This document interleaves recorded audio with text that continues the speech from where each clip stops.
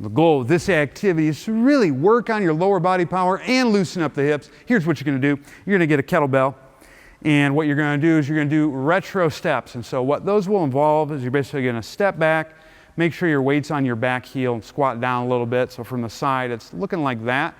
But folks, that's not all we're going to do. We're going to do a cheat clean into that position, so it allows you to get into that position fast.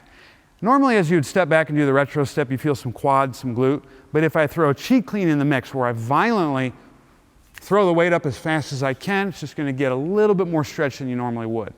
So it's going to be a step back, get into the cheat clean, drop it down, and then you're going to shift to the other side. Step back, get into the squat, like that.